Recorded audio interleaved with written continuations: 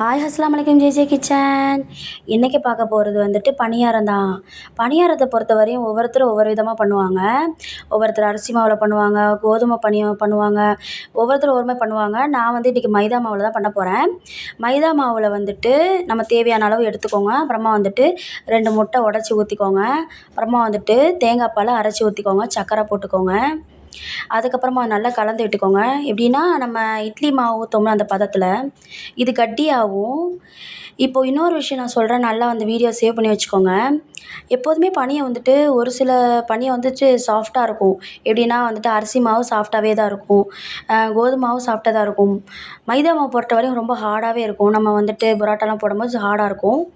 இது எப்படின்னா நம்ம முட்டை வந்துட்டு எவ்வளோ ஊற்றுறோமோ அவ்வளோ சாஃப்டாக வரும். அது மாதிரி நீங்களும் செஞ்சு பாருங்கள், ரொம்ப சாஃப்டாக இருக்கும். இன்றைக்கி நான் செஞ்ச பனியை வந்துட்டு என்னாலே வந்து முடியல, அவ்வளோ டேஸ்ட்டாக இருந்துச்சு. என்னோடய ஹஸ்பண்டு என் பசங்கள்லாம் ரொம்ப நல்லா இருக்குன்னுலாம் சொன்னாங்க. ரொம்ப சூப்பராக இருந்துச்சு. நீங்களும் எப்படி இருக்குன்னு ட்ரை பண்ணி பார்த்துட்டு சொல்லுங்கள். மறக்காமல் லைக் பண்ணுங்கள், கமெண்ட் பண்ணுங்கள். நிறைய பேர் சப்ஸ்கிரைப் பண்ணால் பார்த்துட்ருக்கீங்க. Bye friends.